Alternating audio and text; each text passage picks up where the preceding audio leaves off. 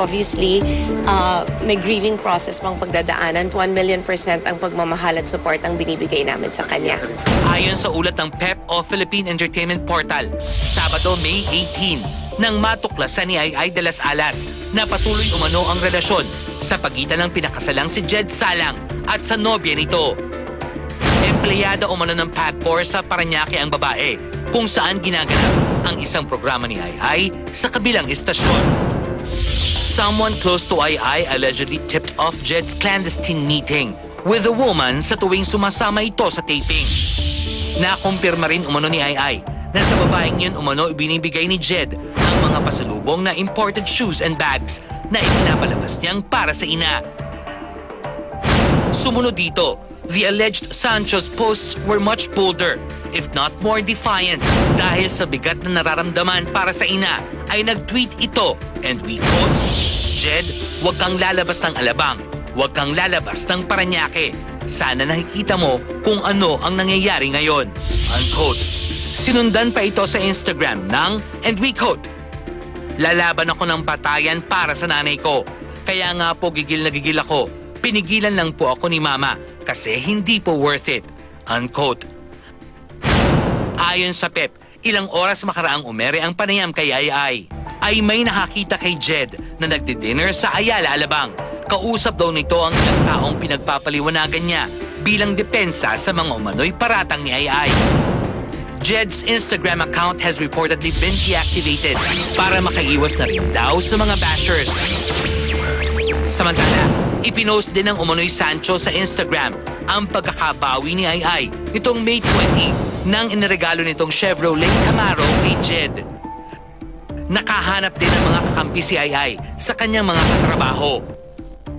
Hindi ako pwedeng magalit dun sa taong hindi naman ako yung ginawan ng atraso. But definitely, kung sasabihin mo kung kanino ako kakampi, syempre dun sa mahal ko kay Ai. Actually, yun yung iniiyakan ko sila Sancho kasi sobrang babait itong mga batang yun Tikom naman ang bibig ni Chris Aquino. Ngunit, Obviously, may grieving process pang pagdadaanan, but she knows na hindi lang 100%, 1 million % ang pagmamahal at support ang binibigay namin sa kanya. pansamantala, isang masayahing Ai ang tumanggap ng parangal sa nakaraang Guillermo Awards bilang Phenomenal box office star. Thank you. Blessing yon. And salamat po sa lahat ng sumusuporta sa amin at sa akin at buong Pilipino po sa pelikulang Pilipino. Ngunit tila ayaw mabahira ni Ai ng anumang lungkot ang gabing yon. Ay, ayoko na po magsalita. Okay na po ako. At sa tanong kung saan hinuhugot ng komedyante ang kanyang katatagan.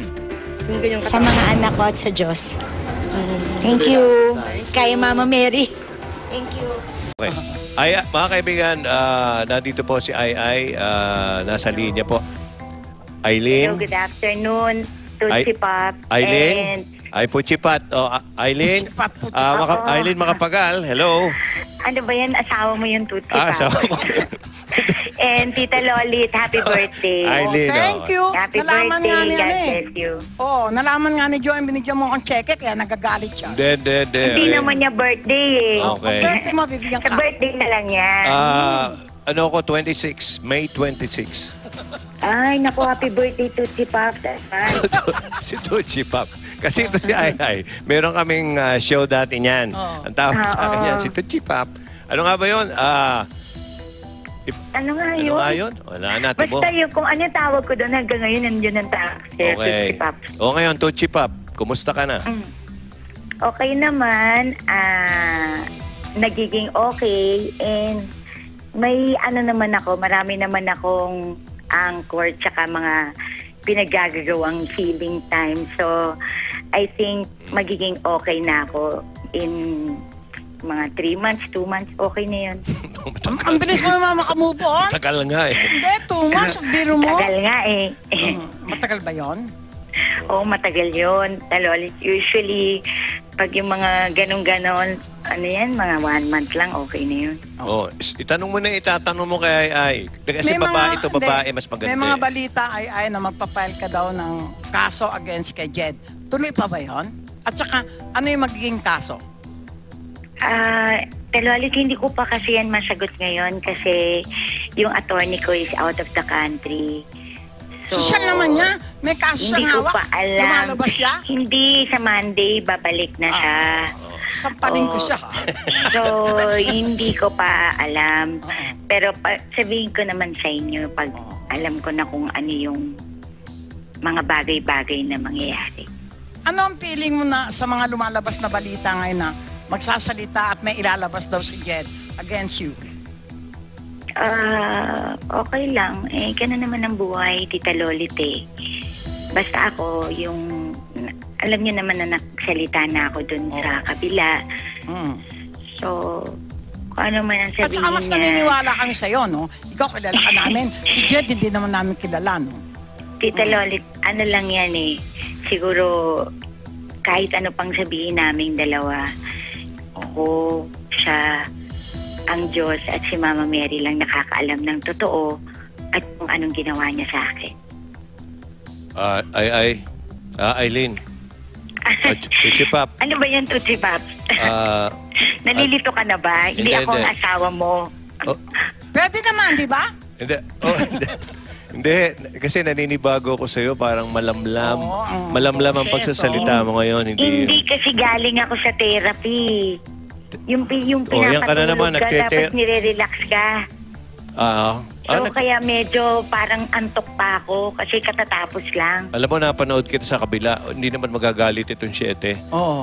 Talagang nakita ko nilabas mo talaga lahat, pati uhog mo. Hindi ka natawa. yun Hindi ka yung natawa. time. Aminin mo. Hindi kasi ito, di Pops, yun yung time na marami kasi din akong nalaman. Hindi, alam ko.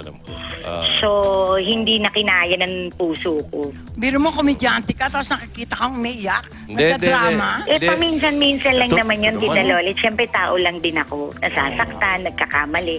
Ganun naman ang buhay ng tao. Kumusta yung mga bata? Okay naman. Si Sancho, nagbabakasyon. Tutuloy ko babalik sana yung yun. joke eh. Kumusta na yung mga bata mo? Wala na. Kaya lang, napigilan ko yung sarili ko na. Pag may Nag-guilty ako. time. Try ko namang madala-dala din pag may time.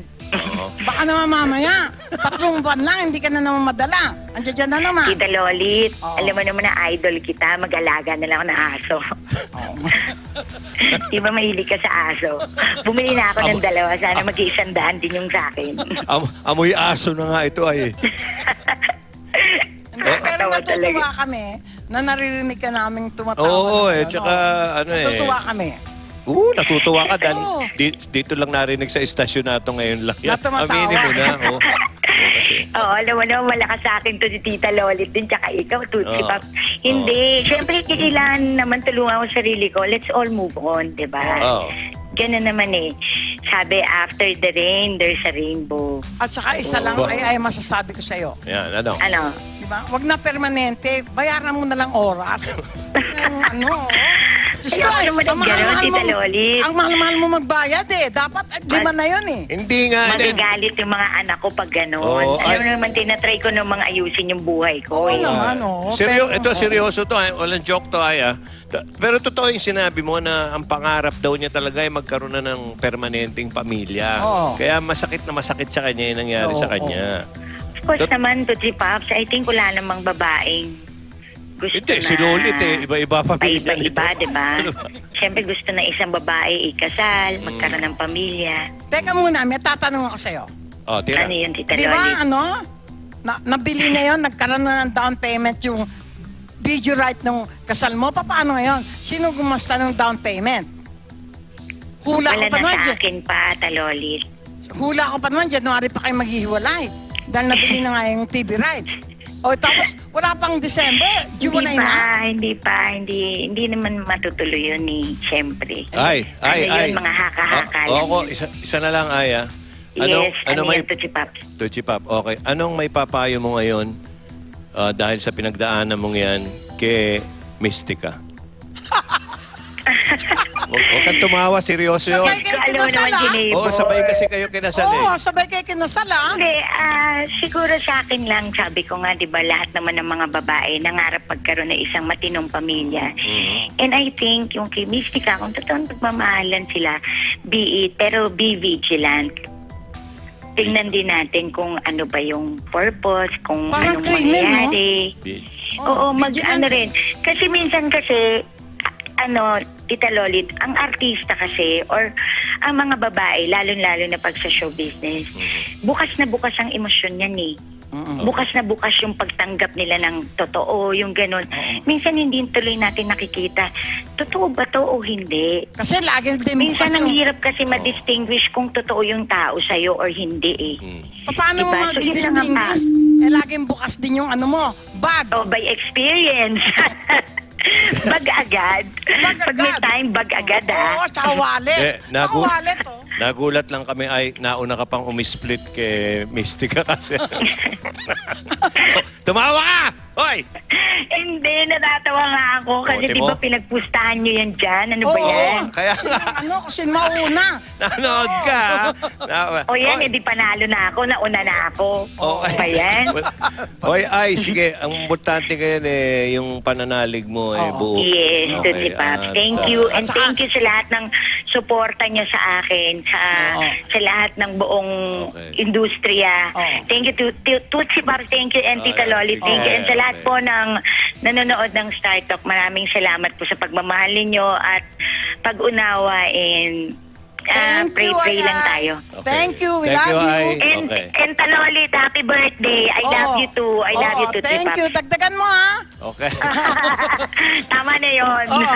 Bye, ay, ay. Bye-bye. Congratulations. Thank you, kay thank you. ano. God bless po.